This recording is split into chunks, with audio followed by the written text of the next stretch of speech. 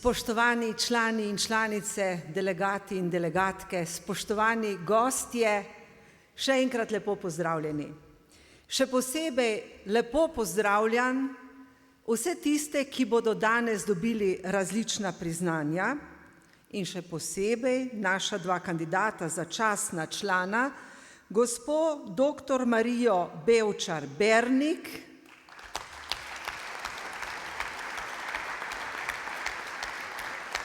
in gospoda dr. Andreja Capudra.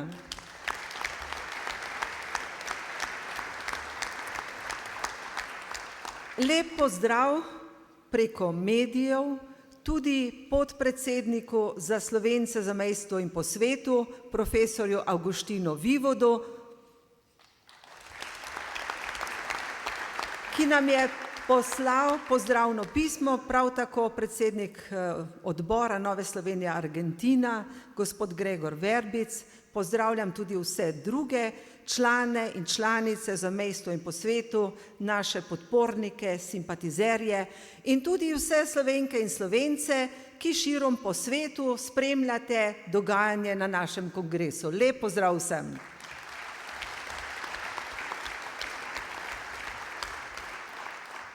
Danes je Nova Slovenija blizu ljudem Koroške. Saj želimo največji letni dogodek stranke, torej kongres, približati vsem članom in vsem regijam, vsem simpatizerjem krščanskih demokratov. Zato dober dan Koroška, dober dan Dravograd, dober dan Korošci, dober dan vsi izbrani. Najprej tudi moja zahvala občinskemu odboru Nove Slovenije Dravograd in tudi glavnemu tajništvu. Vsem se zahvaljujem za organizacijo današnjega osrednjega dogodka stranke. Vedno pripravijo tako prostor, da se počutimo domače, da nam je lepo, da smo skupaj. Vsem hvala lepa.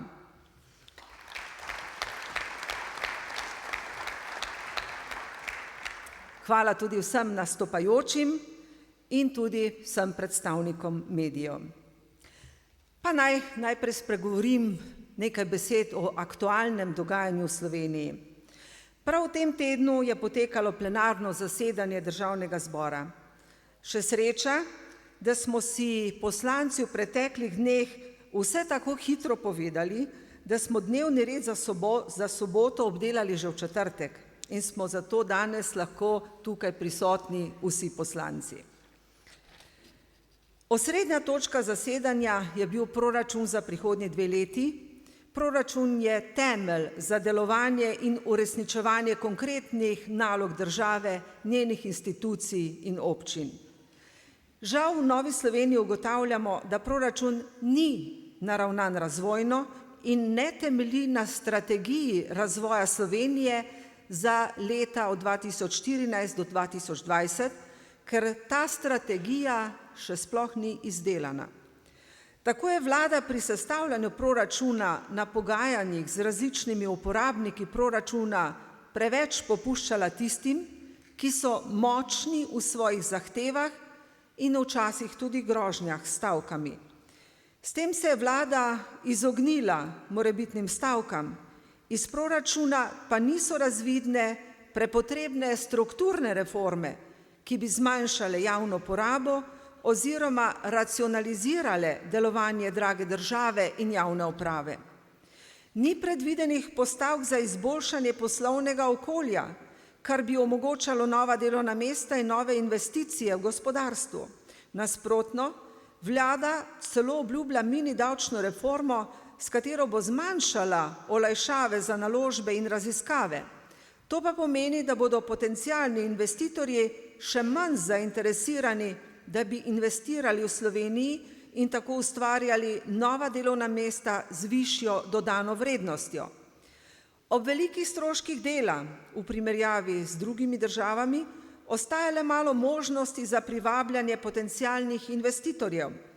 Šli bodo tja, kjer jih bodo sprejeli z odprtimi rokami in jim pripravili vse podlage, samo da bi prišli k njim.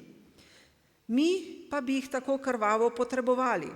Saj armada mladih težko čaka na prvo ali bolj stalno zaposlitev, pa ne samo mladi, polni moči, novih znanj in energije, pač pa tudi tisti, ki so izgubili delo in še niso za pokoj, čeprav imajo znanje in potrebne izkušnje ter tudi voljo za delo.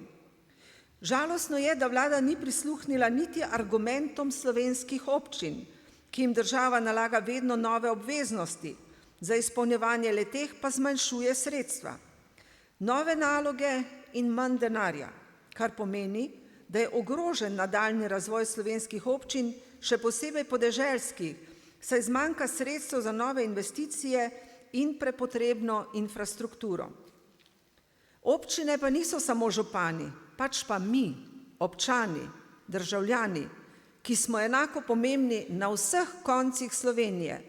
Bolj kot je kraj odročen, več pozornosti potrebuje. Žal pa bodo mnoge občine tudi zaradi takšnega odnosa vlade do občin in podeželja ponovno zaostale v razvoju. Vladna koalicija žal ni podprla niti enega našega amandmaja, niti amandmajev drugih opozicijskih strank.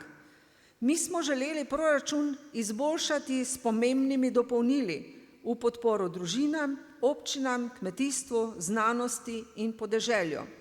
Škoda, da vlada in vladne stranke bi lahko pokazale vsaj dobro voljo. V Novi Sloveniji smo pa lahko zadovoljni vsaj s tem, da so v proračunu za vsako leto predvidena sredstva v višini 500 milijona evrov za izvajanje zakona o prikritih grobiščih in dostojnem pokopu. Tukaj pa moram reči, da je vlada držala besedo.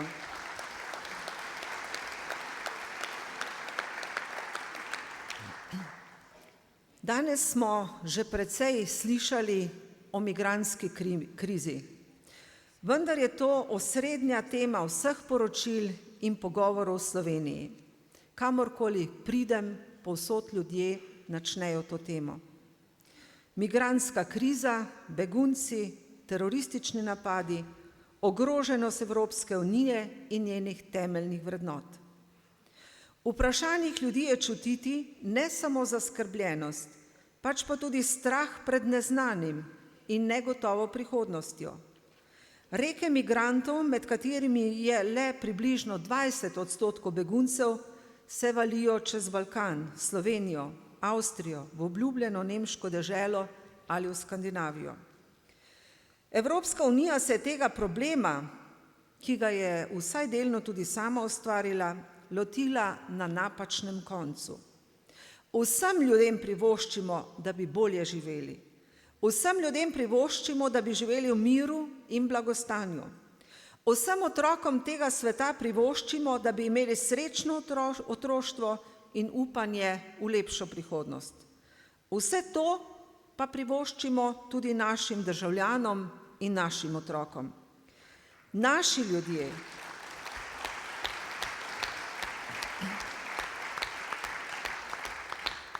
ljudje na najbolj obremenjenih mestih morajo živeti naprej in čim bolj normalno opravljati svoje vsakdanje obveznosti. Zato morata Slovenija in Evropska unija sprejemati ukrepe, ki bodo najprej zavarovali domače, torej naše in evropske vrednote in državljane.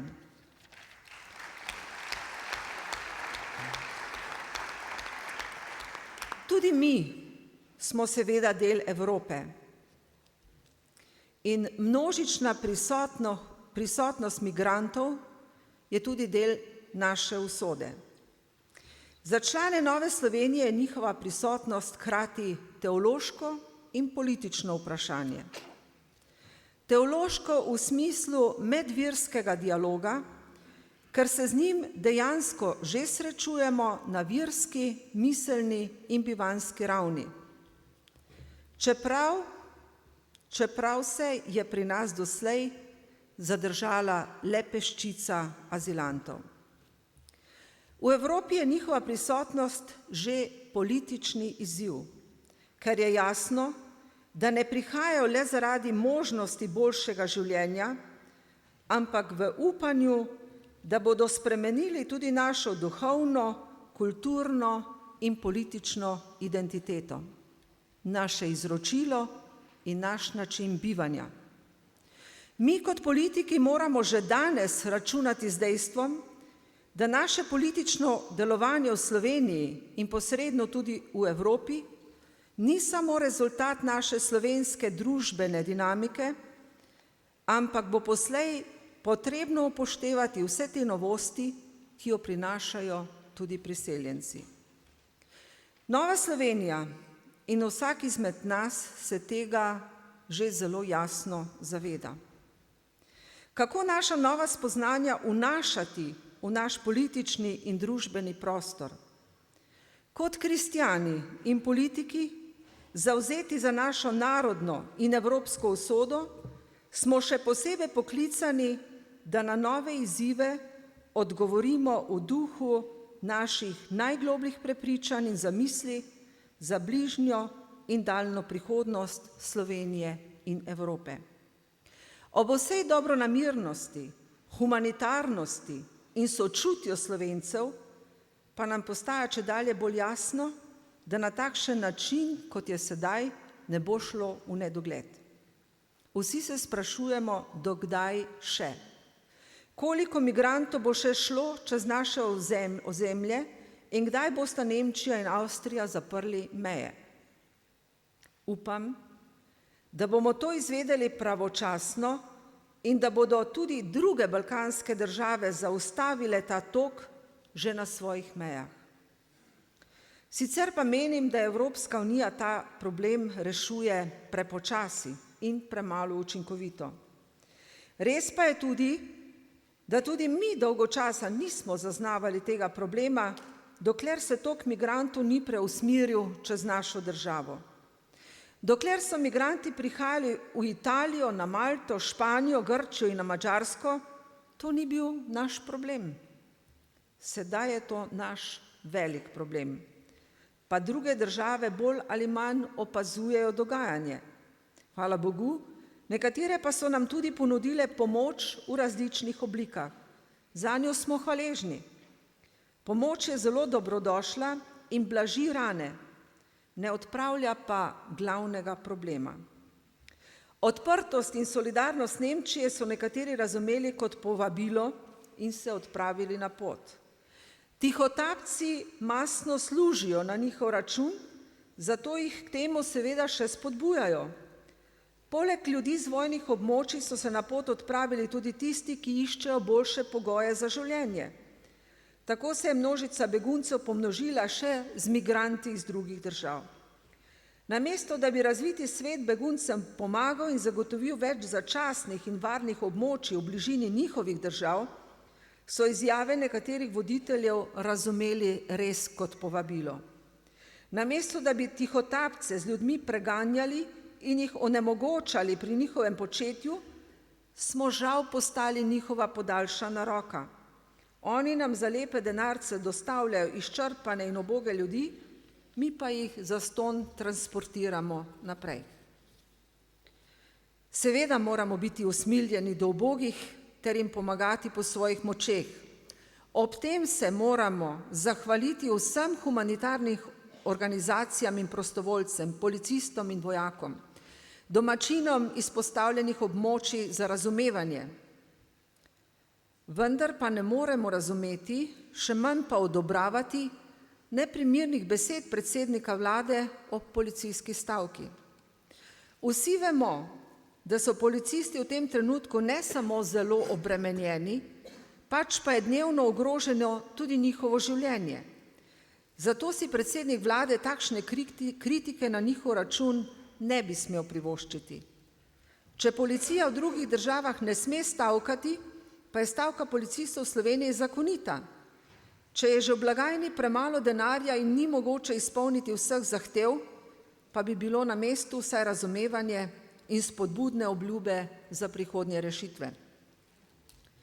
Znova se je tudi pokazalo, da v Sloveniji premalo vlagamo v varnost države in v primerno usposabljanje večjega števila rezervistov. Nekateri so v preteklosti celo želeli ukiniti celo vojsko, češ da je nepotrebna. Sedaj pa se kaže, da se moramo najprej opreti na lastne sile in usposobiti večje število ljudi za obrambo domovine. Če je sami ne bomo branili, tudi drugih ne bomo mogli za to pridobiti.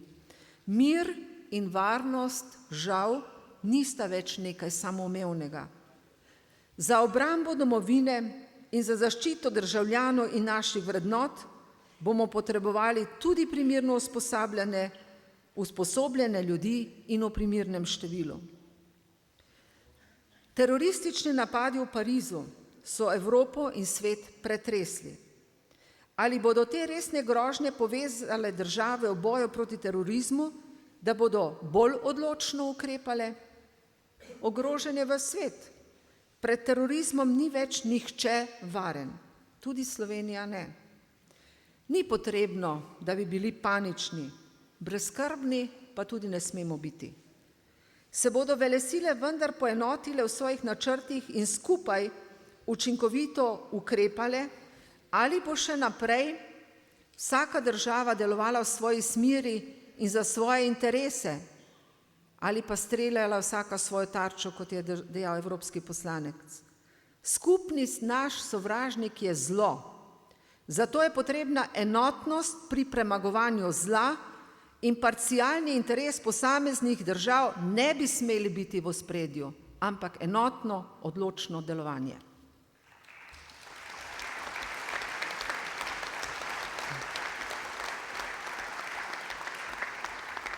Decembra 20. bomo krščanski demokrati na referendumu obkrožili proti.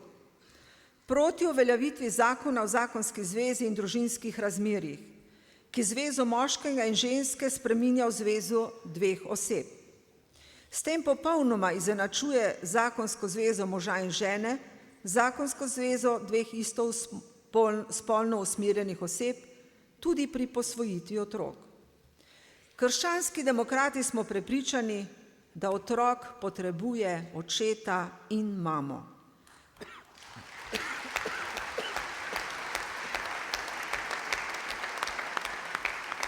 Prepričani smo, da otrok ni pravica nikogar, pač pa dar, ki bi moral biti vedno spočet iz ljubezni in v vsakem primeru ljubljen in vzgajan od obeh staršev.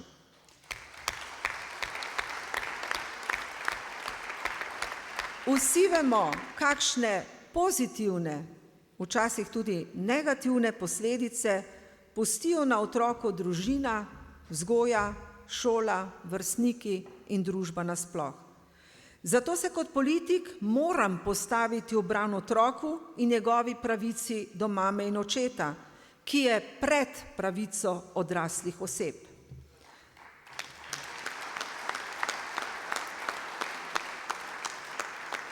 Kot poslanka s sprejemanjem zakonov odločam o prihodnosti teh otrok. Poslanci Nove Slovenije smo spremenjenemu zakonu o zakonski zvezi odločno nasprotovali, ker pa je dobil večinsko podporo v državnem zboru, je pač bil kljub temu sprejet. Podpisi državljanov in številna nasprotovanja zakonu so nas privedla do referenduma.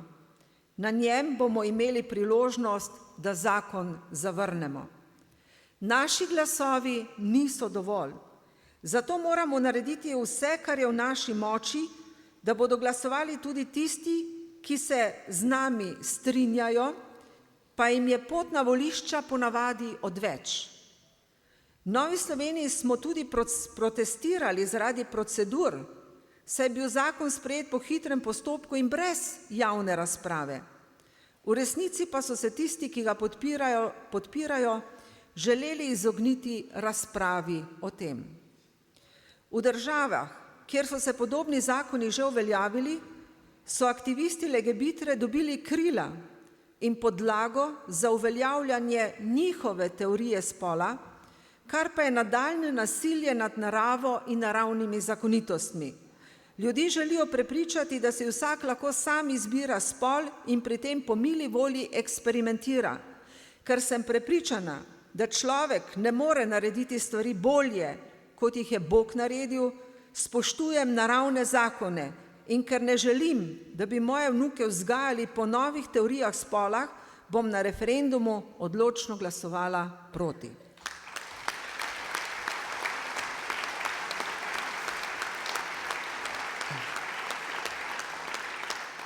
Vabim tudi vas, da vsak v svojem okolju naredi vse, da bodo na volišča odšli tudi drugi in glasovali proti zakonu, ki želi izničiti pomen zakonske zveze med možem in ženo in odvzeti otroku pravico do očeta in mame. Naredimo vse, kar je v naši moči.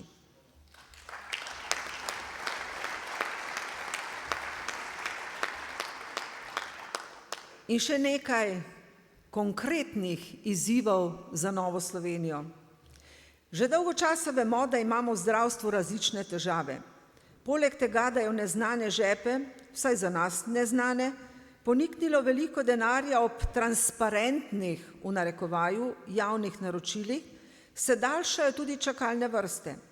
Največjo zdravstveno ustanovo v Sloveniji, Klinični center, pa že nekaj časa pretresajo škandali vseh vrst. Že eno leto je brez pravega vodstva, saj so dosedanji vodilni izgubili kredibilnost in tudi zaupanje državljanov. Nikakor ne smemo nepravilnosti in škandalov pripisovati vsem zaposlenim po vrsti, pač pa so to ljudje z imeni in priimki, ki imajo največjo odgovornost. V Sloveniji prepogosto ob škandalih mečemo vse v isti koš, bodisi na področju zdravstva, gospodarstva, politike ali cerkve. O škandalih se veliko govori in piše, sankcije pa so žal redke. Velika večina ljudi pa vendarle želi dobro in pošteno opravljati svoje delo. Mnogi zdravstveni delavci zaslužijo pohvalo in smo jim hvaležni za njihovo delo, znanje in dober odnos do bolnikov, zato njim namenjamo naš aplavz.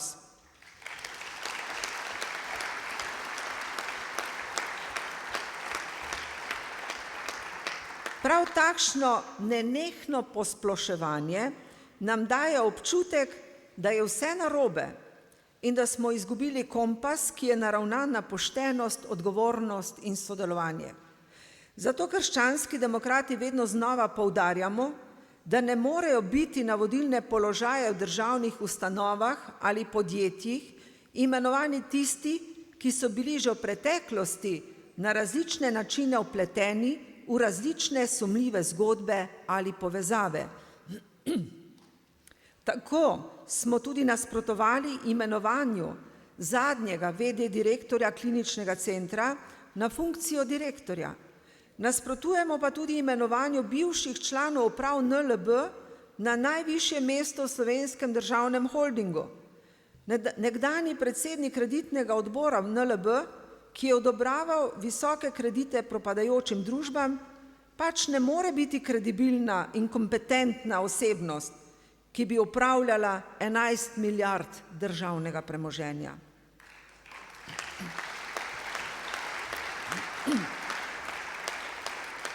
Vlada imenuje večino članov nadzornih svetov, zato si tudi predsednik vlade ne more pilatovsko umiti rok ob imenovanjih teh spornih članov uprav. Tukaj je padla glavna točka programa SMC, etika, morala in strokovnost. Prav tako pri izboru kandidatov za člana Evropskega sodišča za človekove pravice v Štrasburu. Nova Slovenija je podprla dvakratnega doktorja prava in uglednega pravnika z mednarodnimi referencami, doktorja Klemna Jakliča. Njegova največja napaka je bila politična opredelitev in nepripadnost levemu bloku. Tudi predsednik države si je s predlaganimi 4 kandidati žal pilatovsko umil roke.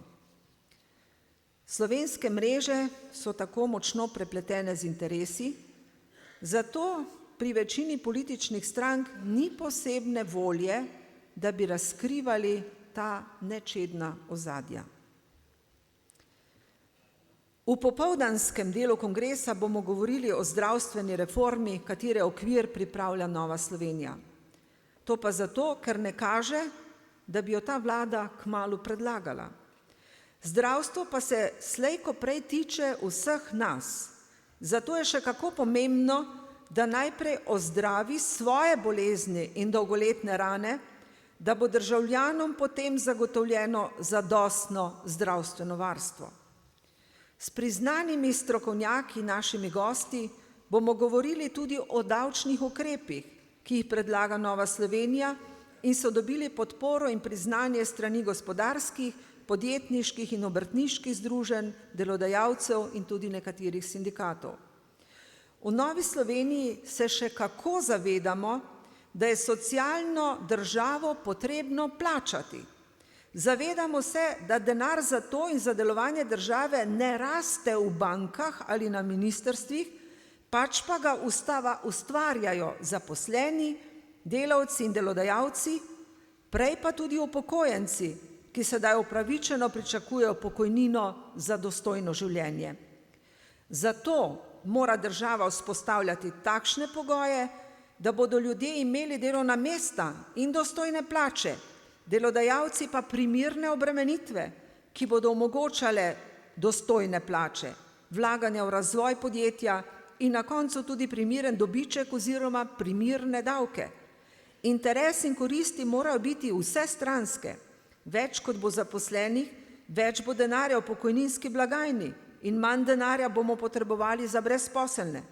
Najbolj perspektivna in uspešna so počasi rastoča družinska podjetja, ki so tudi najbolj stabilna in prilagodljiva, tako kot družinske kmetije, kjer vsak član prime za delo in si zasluži za svoj kos kruha. Žal, zaradi pretirane administracije in davčnih blagajn, vse manj ljudi vidi prihodnost v dopolnilnih in dodatnih dejavnostih na kmetiji. Škoda. Pa tako lahko bi izboljšali prehransko samooskrbo v Sloveniji. Namesto razbremenitev administrativnih ovir, za katero si prizadeva Nova Slovenija, vlada postavlja nove ovire, da bi skoznje izmolzla še več davkov. Pravilo, da se mora delo splačati, se v Sloveniji še ni prav udomačilo. Tisti, ki delajo, jim je treba še več naložiti. Posel na črno pa žal še kar cveti. In kaj nas čaka v prihodnosti? Na nas se pogosto obračajo različni ljudje, skupine ljudi in združenja, posamezniki, ki izpostavljajo mnoge probleme, s katerimi se srečujejo. Tako nam podjetniki, obrtniki, gospodarstveniki pogosto povedo, da vlada nima posluha za njihove težave oziroma ne sprejme ukrepov za boljše poslovno okolje. Na gradbena dovoljenja ali različna soglasja se še vedno čaka predolgo, medtem pa nekdo zaradi tega izgubi velik posel. In kdo odgovarja za to? Nihče. Ob napovedani mini davčni reformi finančnega ministra se bodo pogoji za gospodarstvo še poslabšali. Kako naj potem pričakujemo, da bodo v Sloveniji ustvarjena nova delovna mesta in večja gospodarska rast, ki bo spodbujena z ukrepi države? Krščanski demokrati bomo za te izzive še naprej iskali odgovore in zanje pripravljali rešitve. Če ne bodo sprejete sedaj, ko smo v opoziciji, jih bomo predlagali takrat, ko bomo imeli več besede v slovenski politiki. V prihodnosti bomo torej veliko našega dela usmerili na področja gospodarstva, zdravstva, kmetijske in družinske politike, kar smo seveda delali tudi že do sedaj. Zavzemamo se za družini naklonjeno socialno politiko, saj je prav družina tista, ki ohranja narod in mu daje perspektivo in upanje tudi za naprej. Spoštovani prijatelji, krščanski demokrati se zavedamo svojih korenin in vrednot, ki so nas oblikovale kot narod. V Sloveniji imamo še veliko neizkoriščenih možnosti in tudi priložnosti za razvoj. Imamo sposobne in tudi delovne ljudi, ki pa ne zmorejo razviti vseh svojih sposobnosti in ustvarjalnosti, ker jih preveč duši birokracija ali pa nespodbudna zakonodaja. V Novi Sloveniji smo prepričani, da se bo slovenski narod spet pobral in vrnil k vrednotam, ki dajejo upanje in moč tudi takrat, ko je situacija na videz brezizhodna. Mi si bomo za to prizadevali, da bodo ljudje imeli upanje v prihodnost.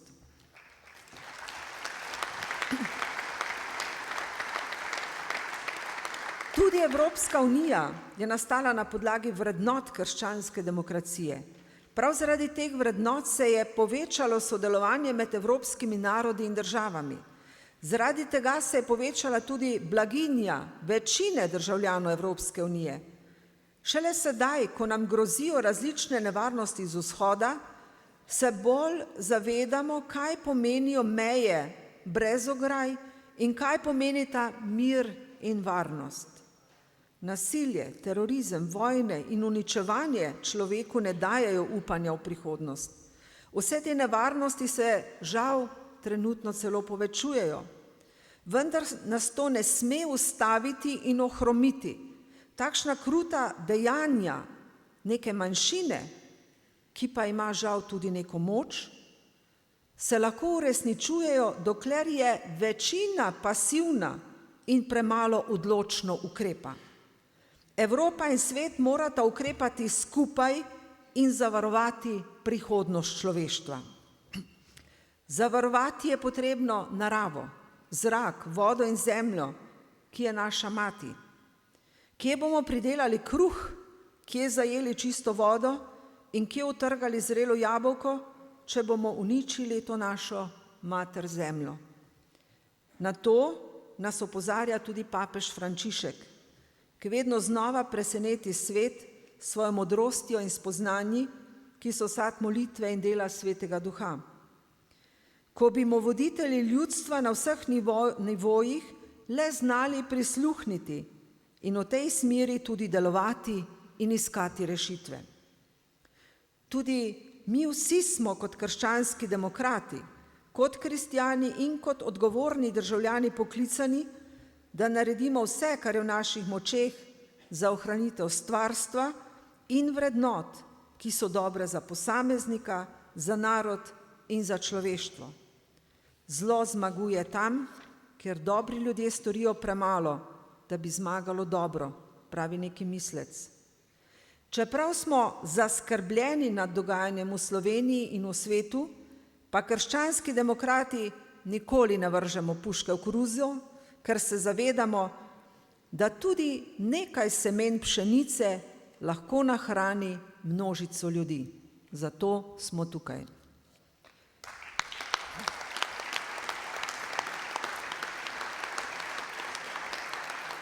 Dragi prijatelji, današnji dan naj bo za nas spet praznik demokracije. Praznik zavezanosti vrednotam krščanske demokracije in naše pripadnosti Novi Sloveniji, krščanskim demokratom. Gotovo je pred nami, našim narodom, tudi nekaj preizkušenj. Zaupajmo, da veter veje, kjer hoče, in da je Bog tisti, ki daje rast. Naša naloga pa je, da seme posejemo, njivo obdelujemo in računamo na tistega, ki mu zaupamo. Veselim se, da bomo tudi danes podelili veliko priznanj našim zaslužnim članom. Naj nam bodo vzor in spodbuda za naprej. Krščanski demokrati, pred nami so novi izzivi, sprejmimo jih z zaupanjem in odgovornostjo, ker mnogi računajo na nas. In da bodo še mnogi rekli, to je moja stranka, delajmo konkretno za ljudi.